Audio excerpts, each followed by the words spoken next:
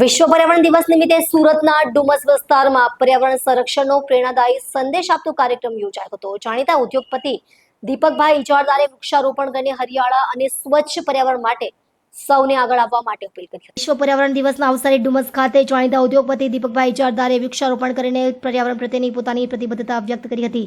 આ પ્રસંગે તેમણે વૃક્ષોને માનવ જીવનની અમૂલ્ય સંપત્તિ ગણાવતા વધુમાં વધુ વૃક્ષો વાવવા અને તેનું જતન કરવાની જરૂરિયાત ઉપર ભાર મૂક્યો હતો।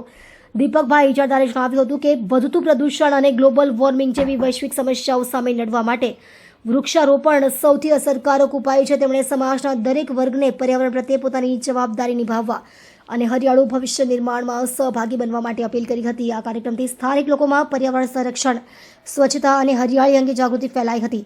વિશ્વ પર્યાવરણ દિવસ નિમિત્તે આયોજિત આ પહેલ દ્વારા પ્રકૃતિના જતન અને ભાવિ પેઢી માટે સ્વસ્થ પર્યાવરણ જાળવવાનો મહત્વપૂર્ણ સંદેશ આપવામાં આવ્યો હતો। ચાલો હે સ્ટાર્ટ બોલો આ પેલું આજે તો આવ્યું જ નહીં અહીંયા માઈક પહેલા લઈ લીધું એટલા માટે ઈ જોટ થઈ ગયા। દીપકભાઈ શું કાર્યક્રમ છે અને મૂળ ઉદ્દેશ્ય શું?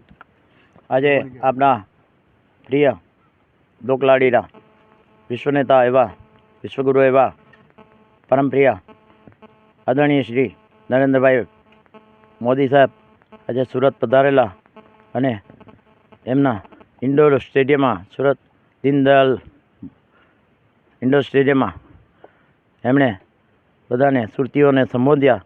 એમાં હું પણ સહભાગી બન્યો હતો અને એમાં એમણે આહ્વાન કરેલું કે સૌરાષ્ટ્રમાં ખેતરમાં ખેતી બી કરે અને એ ખેતીના અનુસંધાનમાં આજે વિશ્વ પર્યાવરણ દિવસ છે એમ કે તો આખા હિન્દુસ્તાનમાં અને ખાસ કરીને ગુજરાત આપણું રોલ મોડલ અને સુરત તો એનાથી વધારે રોલ મોડલ ને હજીરા અને આ અને તે એ બધી ઇન્ડસ્ટ્રી એટલે પર્યાવરણને